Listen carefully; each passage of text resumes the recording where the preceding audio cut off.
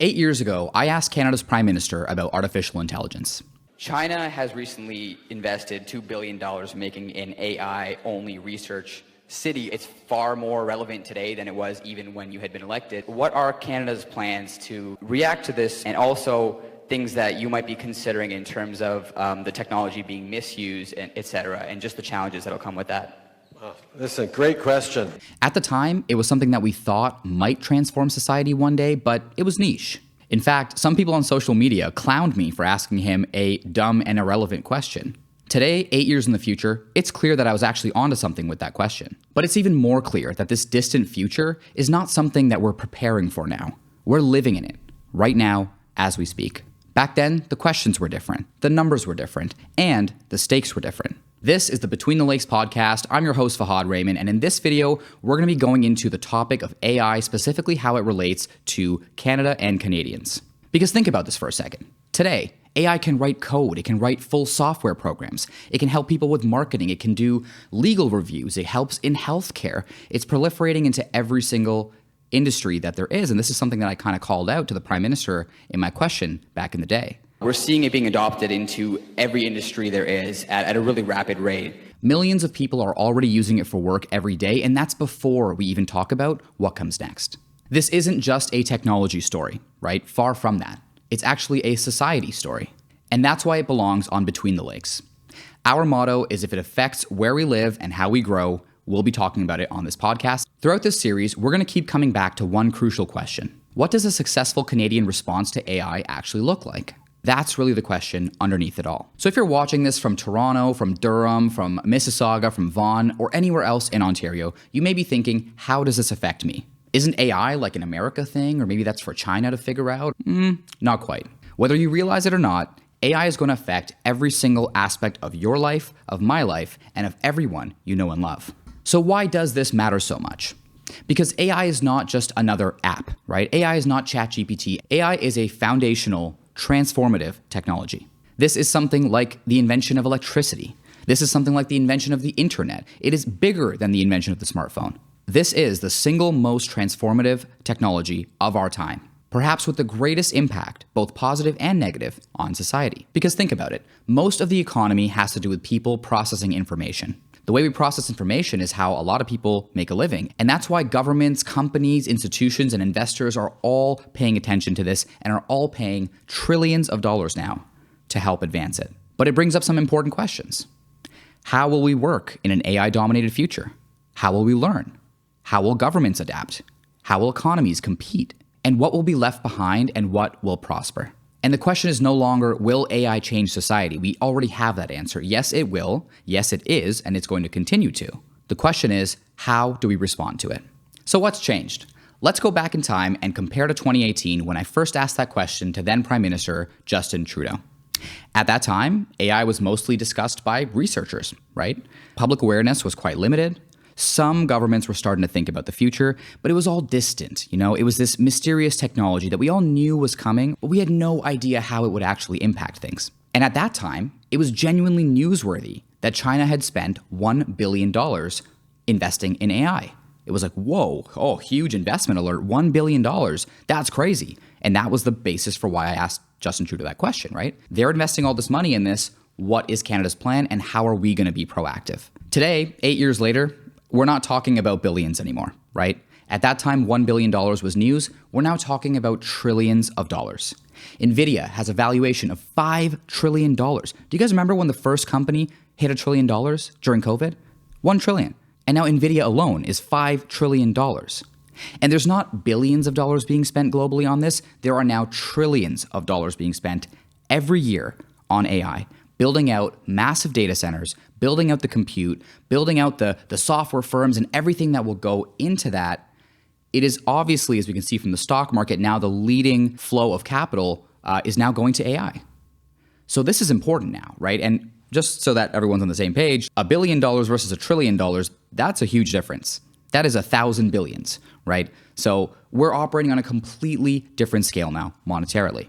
Instead of it being a niche topic right now, people are actually using AI. I use AI, maybe you use AI. A lot of people across workforces and companies, it's getting into everything we do on a day-to-day basis. So this is no longer niche, this is every day. You have countries building entire AI strategies at this point, including Canada, which we'll get into. These are all things I kind of like alluded to at the time in the question, but again, just simply hearing it back now, knowing where we stand today, having the technology that we do today, it's very clear that from then to now, a lot has changed. The main story is not that AI got better, right? Obviously it did. We all know that. The real story is that we collectively, as a globe, have decided that this is something that we're going to actually invest in at a massive scale. There is nothing else being invested in at the scale that AI is right now. We've gone from asking whether AI matters to trying to figure out what we're supposed to do with it. The Prime Minister's answer at the time talked about basically some idealistic answer about how typically people either start a company or they go work for a tech giant in the States or they get into research. But, in Canada, we're lucky to have a combination of all three because it's Canada. Take a listen. Well, in Canada, we're going, instead of with A, with B, with C, we're going with D, which is a combination of all those things, understanding that giving flexibility in the way we move forward on AI is going to be really important. A country with a Charter of Rights and Freedoms, with a respect for diversity, that we be weighing in and in some ways leading the way. So Canada knew this was coming. We talked about it, but did we actually prepare? That's the question. With the benefit of hindsight, we can now see that the answer that I got was just simply not realistic at all, right? And today, it's like that's not actually what's happening. We don't have a combination of all three. We're actually kind of falling behind in AI, and we'll get into some of those numbers. But it's very clear today that we cannot simply pat ourselves on the back and say, yay, we're Canada, we're great, that means we'll be okay. We need to be critical, we need to be realistic, and we absolutely need to be proactive. So why should Canada and Canadians care? Usually when you talk about AI or you hear something about AI, it's usually like a Silicon Valley-based discussion, right? You're hearing some tech bros, you're hearing tech guys about the trillions of dollars they're spending in the compute power and all this crazy stuff happening in the States or in China or anywhere overseas. But the Canadian conversation about this needs to focus on Canada, and that is what I think is lacking today. And that's what we're going to be getting into with this series, right? What does this mean for us as a country, and specifically, how do we respond? It brings up some important questions, right? Will we own any of this infrastructure? Will we create any companies? Will we create jobs? Or will we simply buy foreign systems? And what happens when this proliferates everywhere and we have to deal with the consequences? The job losses, the transformation of work and lifestyles, all of it is stuff we're going to have to deal with right here at home. Nobody will come and rescue us on this, so we have to look out for ourselves. We have to be proactive, like I suggested to the Prime Minister in 2018. Importantly, AI isn't just an economic issue, even though it is very much tied to our economic prosperity in the future. And obviously, we could think about jobs and all the things that come in there. Yes, there's a very big economic argument, but it's increasingly becoming a sovereignty issue. And that's something that affects all of us deeply. One of the ways that this will impact us greatly as a nation is in terms of national security and national sovereignty. The need to protect, control, and assure ourselves that our critical resources aren't sitting in the hands of outsiders. So let's talk about that. What does that actually mean in practice? How exactly is our national security and national sovereignty impacted by AI? It can be boiled down to this main point. Countries have always cared who controls critical resources. Whether it's oil or critical shipping routes, this has always been where the focus of power is, right? Because if it's critical to a country, if it's critical to a society, you don't want that completely controlled by foreigners. Otherwise, you're powerless, right? And this is nothing against other countries, or this is not anti-America. Like, we're going to cooperate with people on a global scale on this. We have to, we already are. That's all going to continue. But again, just like as if it were oil, would we want other countries controlling 99% of our oil? Would we want other countries controlling our shipping routes and our waterways and all that kind of stuff? Where does that leave us as a country? How can we be strong, secure, and sovereign if other countries are in control of our critical resources? Countries used to worry about who controls oil, who controls shipping routes, and all that stuff. Increasingly today, countries may need to worry about who controls data, computing power, and AI systems. Where is Canadian data stored? Which laws govern it? Which companies control the models? And what happens if every critical system we use, both personally and increasingly in work, is run by foreign companies, foreign interests, foreign governments? It opens up a whole host of problems that we need to look at and look at head on, because this will matter. It already does matter, but we're falling further and further behind. And if we don't get our act together and be proactive about this, this can be a big risk for us in the future. So we need to think about our data, right? We need to think about how it's stored and handled. We have no assurances if there's a data center in India or in China or even in the States for that matter. Like if there's just these global forces operating on our critical data, including information on how we work, because they're getting all that information, how we live, how we do everything, that is not good for us, right? There's incredible security flaws that come with that. And then, like I said, sovereignty issues, a lack of control, a lack of power. And we do not want to be in a situation where we're powerless when it comes to our own assets and our own data. We need to think about computing power. We need to think about digital infrastructure, right? Again, where is this stuff going to be? Where is it going to be based? And are we just going to be using foreign systems and sending all of our money that way? Or are we actually going to own a piece of it and get some of that value? Because there's tremendous value being created. People have become billionaires, trillionaires, right, off of AI. Where is Canada's share? And I'll give a little hint. Our current share is very, very small. So this idea about data sovereignty and how it relates to national sovereignty is something very important. We're definitely going to talk to some experts on this topic. But just to give you guys an idea of how this affects us as a nation and how it actually is a legitimate threat to something that upholds life for us all, right? We need to be sovereign. We need to be in control of our own fortunes, our fate, and we need to be in control of our data. We need to be in control of how this AI revolution goes. We need to have a say in it. So what are we doing right now, right? We talked about the Trudeau clip in 2018, but a lot of time has passed. We've now changed governments. There's a new leader. What is Canada's status right now on AI, and what is our strategy? So a market size estimate from Grandview Research currently puts the Canadian AI market at about $41 billion in 2025, with services as the largest segment. For AI data centers specifically, Mordor Intelligence estimates that Canada's AI data center market is about $500 million in 2025 and forecasts it to go to a crazy $2 billion by 2030. Remember what we said about companies spending trillions? Global AI spend is over $2.5 trillion every year right now. We have $500 million. You can do the math on that. We have a very small role right now, and we're currently getting a very small piece of the pie. All of this despite actually being leaders in AI research, right? The godfather of AI, Geoffrey Hinton, he's literally from the University of Toronto. So we have all these things. We have all these assets. We have the ability to be better in this field, but we're just not. And we'll talk about that some more. The federal government also has a public compute and AI strategy. They call it the Canadian Sovereign AI Compute Strategy, which includes $2 billion in funding over 5 years, with up to $700 million for private sector compute projects and up to $1 billion for public supercomputing infrastructure.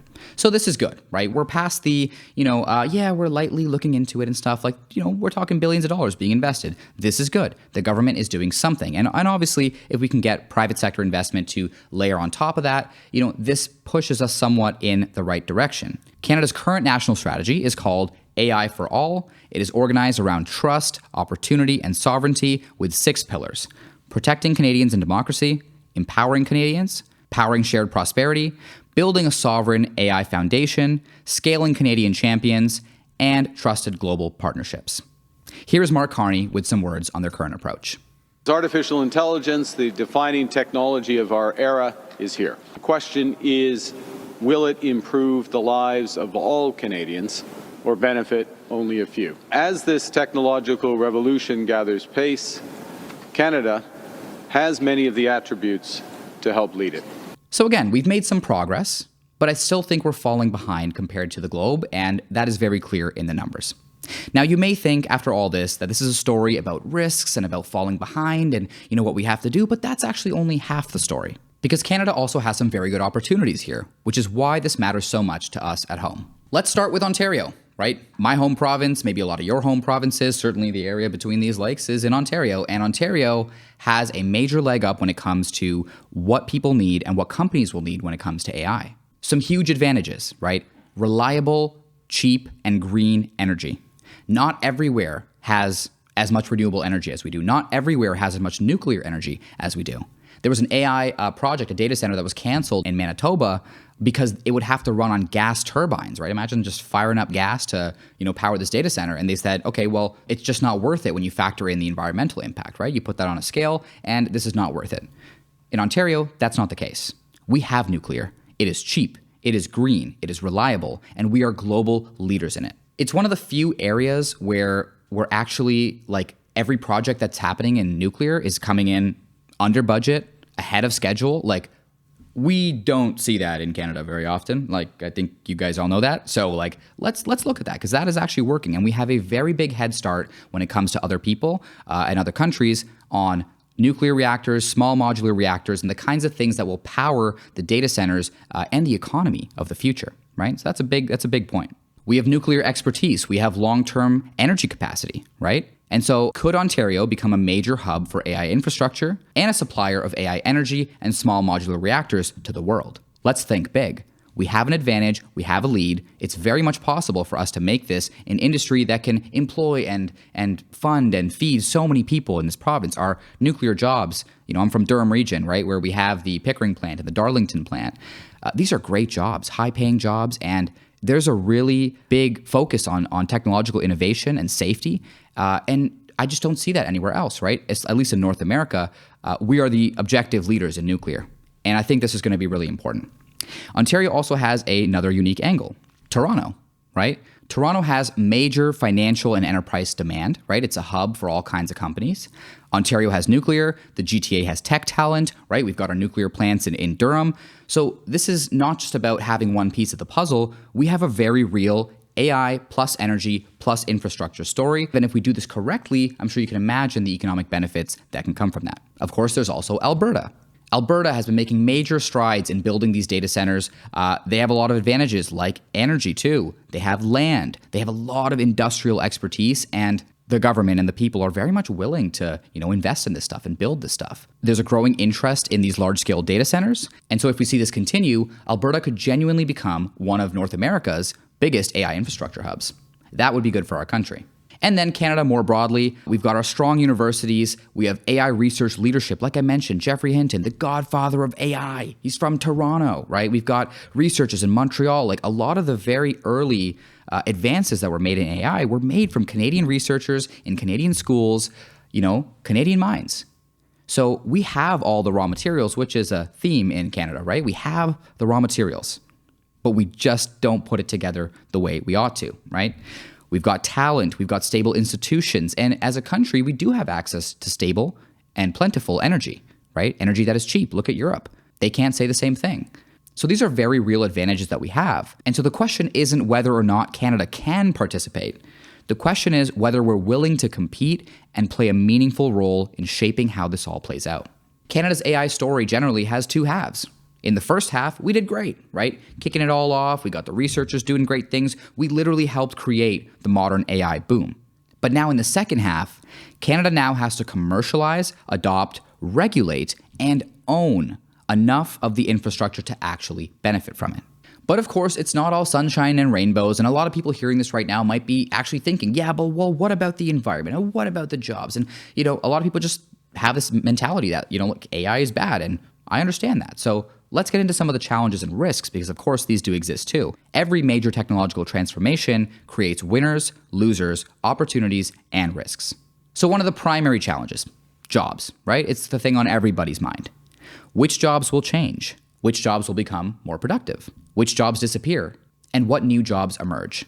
When it comes to this question, we can't act like the question is whether we should stop it. Like, let's stop it now, or go all the way in. It's not about stopping it. It's about managing it responsibly. Next up is energy, right? We are already projected to have a massive increase in energy demand. This was before AI and supercomputing and all that kind of stuff came out, right? There is going to be a huge demand for energy in the future. And again, how we manage that in terms of production, safe and stable production and green production, how we manage that in terms of our grid and capacity. These are all things that are super, super important. And again, you don't want to be in a situation where you're playing catch up on these. It's crucial that we're proactive, right? Can our grids handle this AI future, right? If there's that much energy going out to these projects, if you combine that with electric cars and all the advances that are going to be coming and just the general increase in electricity demand, are we prepared for that? Is our grid prepared for that? And what happens if it's not? These are definitely concerning things. Another challenge is around regulation. How do we protect people? How do we protect children? How do we protect intellectual property? How do we encourage innovation, but also not fall behind? We often struggle with regulation here in Canada. Most people would say that we are over-regulated generally, right? But there's very much a balance to be struck here, because if you over-regulate, you just simply will not get, there's a billion different places a company can go to build something out, right? You're not going to get investment. You're just going to continue to fall behind.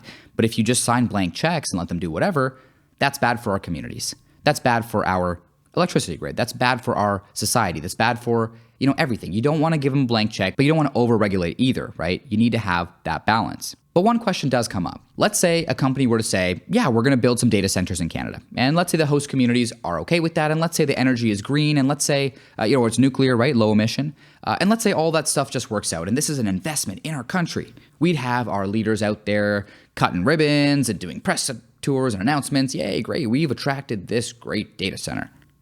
But there's a question about that.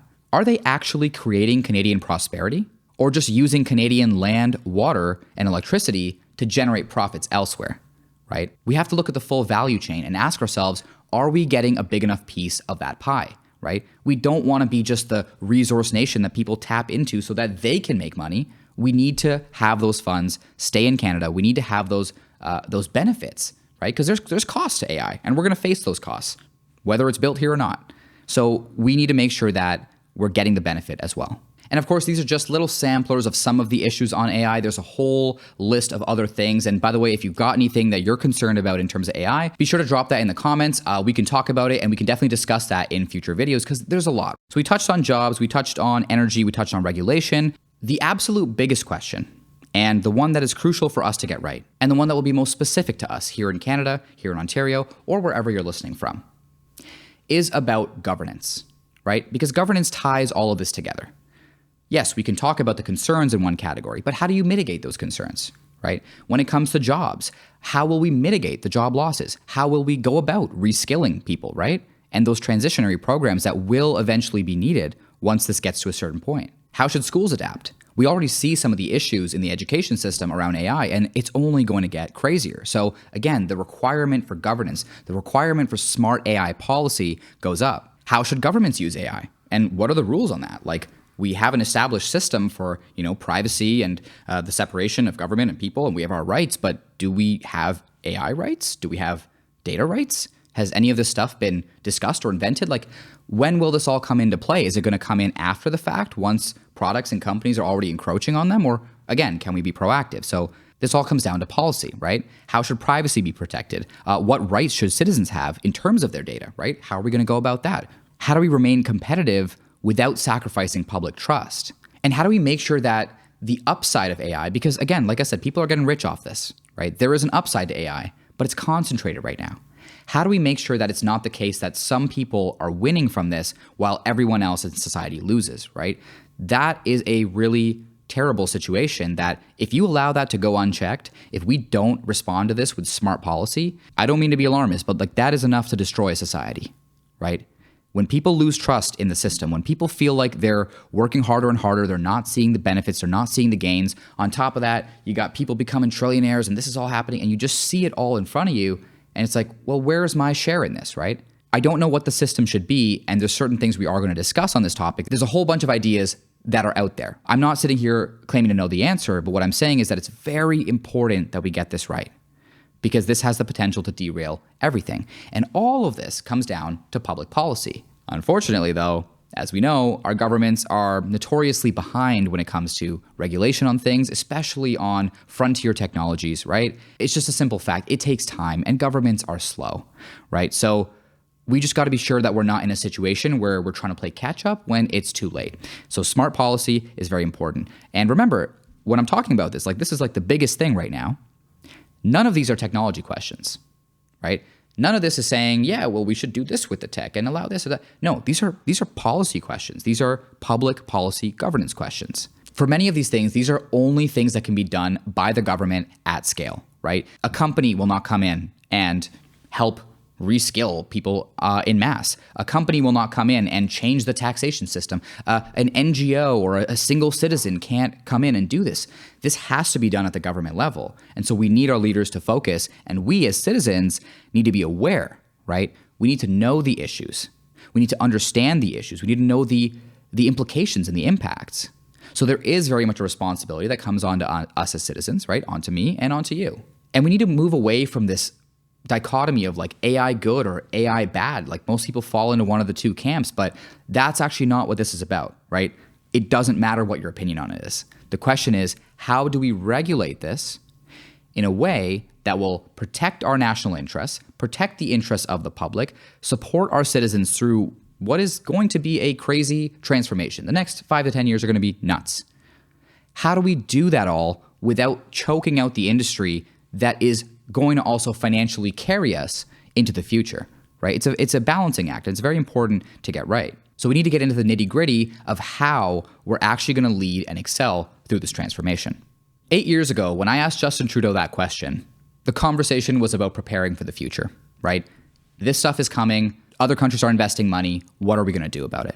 Today, the future isn't theoretical anymore. The investments are happening, the infrastructure is being built, and the technology is already changing the way that we work, communicate, learn, and compete. Artificial intelligence has already become the defining story of the next decade. The question isn't whether or not it will change society. It is. It has, and it will continue to. The question is whether Canada helps shape that future or simply reacts to it. And whether we emerge from this stronger and more competitive, or if we let other nations and the world lead the way while we're just along for the ride. Canada helped build the foundations of modern AI. We have world-class researchers. We have energy. We have talent. We have stable institutions. We have every reason to believe we can play a meaningful role in what comes next. The question is not whether or not we have the potential. The question is whether we have the vision and the urgency to act on it. And all of that starts with us, the citizens, understanding the issues, where we stand on them, and hearing lots of conversations about it, right? So that is the goal with this AI series. We're hoping to bring you lots of great conversations with people in these fields, and we'll get into the nitty-gritty. We'll talk about data security. We'll talk about jobs and how we can actually respond, right? It is not enough to say these few words that we often hear from, placating politicians to say, oh yeah, this will happen and we're gonna take care of it. It's actually very complex, and we need to have that discussion. We need to have that discussion as Canadians with a Canadian perspective, and you'll hear lots of that on the Between the Lakes podcast. So this has been an intro to the AI series, just an overview of the issue, but stay tuned, subscribe, and follow, and we'll be discussing lots more about this in the future. Be sure to let us know in the comments what AI-related topics you want to see on the next podcast, and we will try to get that in. We'll be getting more into the AI. We got more stuff coming up for you on local stuff, local elections, public policy, transit, the usual stuff we cover. But this is a little snippet of the AI conversation. I hope you guys have enjoyed. I'm your host, Fahad Raymond. This is the Between the Lakes podcast. Thank you so much for tuning in, and I will see you all in the next episode.